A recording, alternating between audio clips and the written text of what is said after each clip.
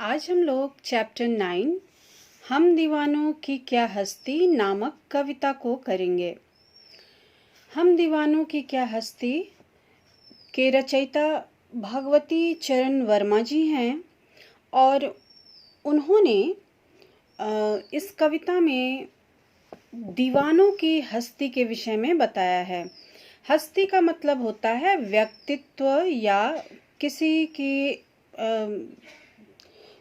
किसी का स्वभाव।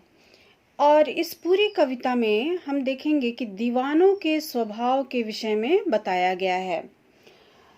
दीवाना उस व्यक्ति को कहते हैं जो बहुत प्रसन्न भाव और मस्तमौला होकर के अपने जीवन को व्यतीत करता है, अर्थात खुले दिल से अपने जीवन को जीता है और अपने आसपास चारों ओर खुशियां फैलाता है, लोगों के दुखों को कम करने का प्रयत्न करता है। कविता के माध्यम से कवि हमें यह संदेश भी देना चाहते हैं कि हमें भी दीवानों के समान स्वभाव को अपनाना चाहिए, हमें भी दीवानों के जैसा ही बनना चाहिए, ताकि हम जहाँ भी जाएं अपनी खुश मिजाजी के कारण अपने आसपास के लोगों में खुशियाँ बांटें और चारों ओर खुशी का माहौल बना करके रखें। तो अब हम लोग कविता को शुरू करेंगे। फर्स्ट पैराग्राफ में हम दीवानों की क्या हस्ती, आज यहाँ कल वहाँ चले, मस्ती का आलम साथ चला, हम धूल उड़ाते जहाँ चले। तो कविता में इन पंक्तियों में कवि का कहना है, यहाँ कवि ने स्वयं को एक दीवानी के रूप में प्रस्तुत किया है और अपने को दीवाना बताते हुए दीवानों के स्वभाव के विषय में कहते हैं कि मस्तमौला स्वभाव वाला व्यक्ति हूँ और मेरे जीवन की बात ही क्या है, क्योंकि दीवानों का ना तो कोई ठिकाना होता है, क्योंकि वे एक जगह नहीं रुकते और जहाँ भी वे जाते हैं वहाँ लोगों में खुशियाँ ही बिखेरते हैं। चाहे वे दुनिया के किसी भी कोने में पहुँच जाएं, वहाँ वे लोगों को खुशनुमा माहौल प्रदान करते हैं, अपने आसपास खुशियाँ ही बांटते चलते हैं। नेक्स्ट पैराग्राफ में,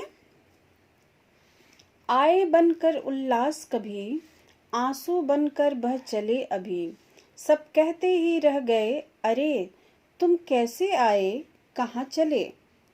यहाँ पर कवि कहते हैं कि जहाँ भी वे जाते हैं वे लोगों में खुशियाँ बिखेरते हैं और इस कारण लोग उनसे अपनापन सा महसूस करने लगते हैं और वो खुशी के माहौल में अपने आप को कवि से जोड़ लेते हैं। और इसलिए चूंकि उनका स्वभाव दीवानों का है, कवि का स्वभाव दीवानों का है, इसलिए जब वे आगे बढ़ते हैं, यानी उस जगह को छोड़कर जब वे आगे बढ़ना चाहते हैं, तो वहाँ के लोगों को दुख होता है, उनके बिछुड़ने का दुख होता है। वे लोग ये उनसे बिछड़ना नहीं चाहते और उनके जाने के गम में लोगों के आंखों में आंसू आ जाते हैं। अब हम लोग थर्ड पैराग्राफ में आ रहे हैं, ध्यान से इसे भी देख लेंगे हम लोग। किस ओर चले मत ये पूछो, बस चलना है इसलिए चले, जग से उसका कुछ लिए चले, जग को अपना कुछ दिए चले।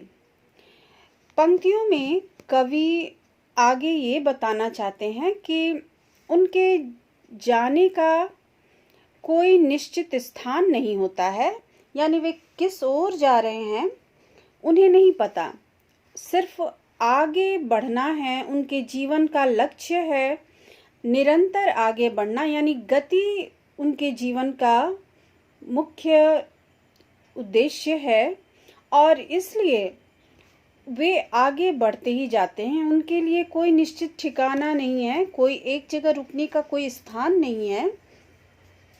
संसार के जिस भी हिस्से में वे जाते हैं वहाँ के कुछ वहाँ के लोगों से उनकी कुछ अच्छाइयों को वे ग्रहण भी कर लेते हैं, यानी जग से उसका कुछ लिए चले जाए, जहाँ भी जाते हैं उसकी अच्छाइयों को वे ग्रहण करते हैं और जग को अपना कुछ दिए चले, यानी और वहाँ के लोगों को अपने गुणों को देने की कोशिश करते हैं, उनमें अपनी खुशियाँ बांटने की कोशिश करते हैं।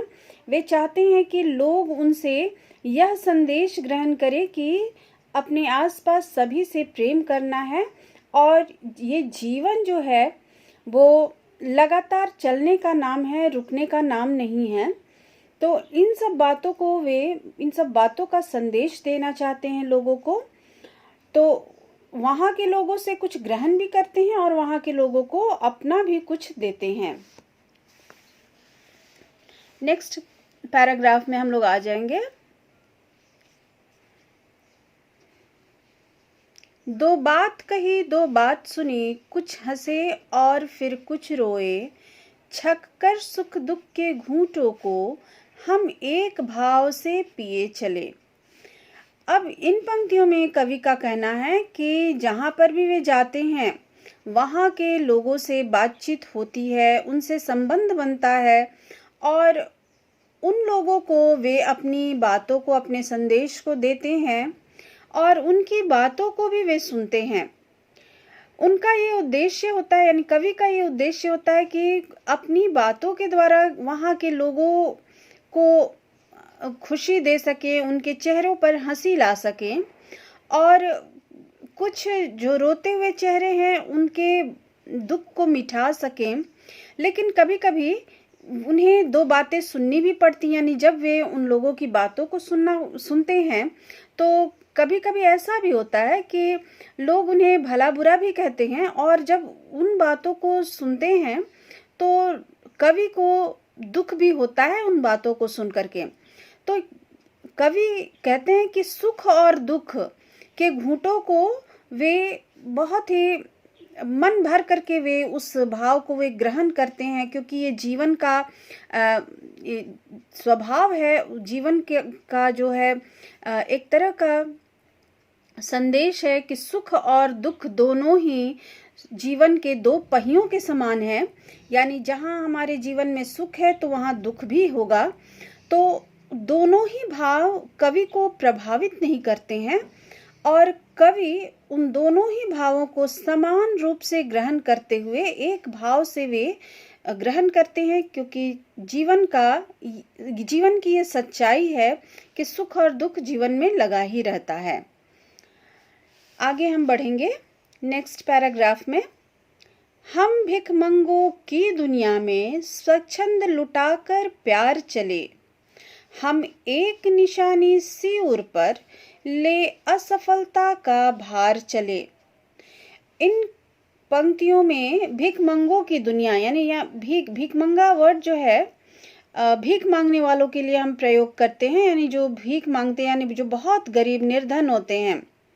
लेकिन इस कविता में भिखमंगा शब्द जो है ये छोटे हृदय वाले, यानी छोटे सोच वाले लोगों के लिए प्रयोग किया गया, यानी जिनका हृदय बहुत ही संकीर्ण विचारों से घिरा हुआ है, उनके लिए प्रयोग किया गया है। यानी जो अपने तरफ से किसी को कुछ दे नहीं सकते, उनके लिए ये प्रयोग किया गया है। तो कवि ये कहते हैं पंक्तियों में कि हम स्वार्थी दुनिया के लोगों को भी, जो बहुत ही स्वार्थी हैं, उनके बीच में भी वे स्वतंत्र रूप से समान भाव से अपने प्यार को देते हैं और उनसे वे बदले में कुछ पाने की उम्मीद भी नहीं करते हैं।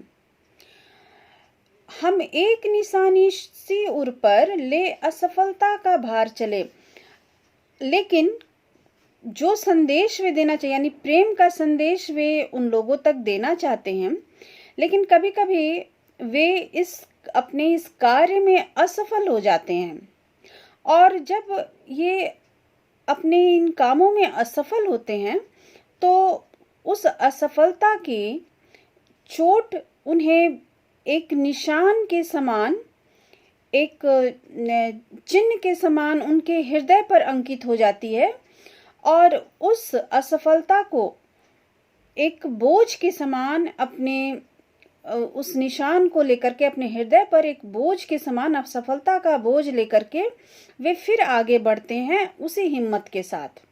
यानी कवि का मानना है कि वे अपने तरफ से भरपूर कोशिश कर रहे हैं लोगों के बीच में प्यार बांटने का, प्यार का संदेश देने का, लेकिन बहुत बार ऐसा भी होता है कि वे अपने इस उद्देश्य में असफल हो जाते हैं। लोग उनके इस बात को समझ नहीं पाते और जब असफलता का सामना करना पड़ता है तो कवि भी चूंकि एक मनुष्य हैं तो उन्हें भी दर्द होता है, चोट होता है, उनके हृदय पर उस बात की निशानी हो जाती, चिन्हित हो जाता है कि वे अपने इस कार्य में असफल हुए हैं और उन्हें दुख होता है। हम मान रहित अपमान रहित जी भर कर खुलकर खेल चुके, हम हंसते हंसते आज यहाँ प्राणों की बाजी हार चले। यहाँ कवि कहते हैं कि अब जीवन में उन्होंने इतना कुछ देख रखा है कि अब उन्हें सम्मान और अपमान दोनों ही एक समान लगता है।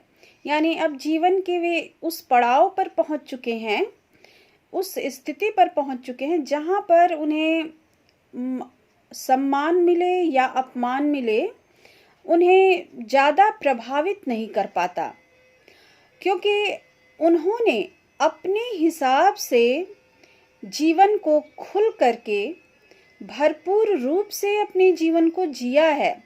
जिस तरह से वे चाहते थे, जिस तरह का जीवन वे चाहते थे, अपने तरीके से उन्होंने अपने जीवन को जिया है। और आज जब अंतिम समय आ चुका है तो अब वे अंतिम क्षणों में भी हंसते हंसते ही ये इस दुनिया से जाना चाहते हैं। उन्हें कोई भी अफसोस नहीं है कि उन्होंने अपने जीवन में जो चाहा उसे नहीं पाया। तो प्रेम का जो उद्देश्य वे जो लेकर के इस दुनिया में आए थे उसे उन्होंने जी भर करके जिया है और अब अंतिम क्षणों में जाते समय उन्हें कोई मलाल नहीं है कि वे इस दुनिया से जा रहे हैं और वे हंसते हंसते जाना चाहते हैं। उन्हें किसी भी बात का दुख नहीं है, चाहे कोई उन्हें सम्मानित करता है या अपमानित करता है, उसका भी उन्हें कोई असर नहीं पड़ता है। अब आगे हम लोग बढ़ जाएंगे, लास्ट वाला पैराग्राफ में हम लोग आएंगे। अब अपना और पराया क्या, आबाद रहे रुकने वाले, हम स्वयं बंधे थे और स्वयं हम अपने बंधन तोड़ चले। तो इन पंक्तियों में कवि कहते हैं कि अब अंतिम क्षण है और इस दुनिया से रुखसत होने का समय भी आ चुका है। उन्हें अब अपने और पराये के बीच में पक्षपात करना या भेदभाव करना उन्हें अच्छा नहीं लग रहा है। वे अपने आप को अपने और पराये के भेद से मुक्त कर चुके हैं और वे ये भी चाहते हैं कि वे शुभकामनाएं दे रहे हैं उन लोगों के लिए जो यहाँ रहने वाले हैं, जो यहाँ उनके जाने के बाद भी रुकने वाले हैं और जिन्हें अभी तक यह समझ नहीं आया कि ये जीवन जो है क्षण भंगुर है। हम एक यात्री हैं, यात्रा करने के लिए आए हैं। तो यहाँ पे कवि उन लोगों के लिए संदेश दे रहे हैं जो समझते हैं कि वे अमर हैं और सांसारिक सुखों में लीन रहते हैं।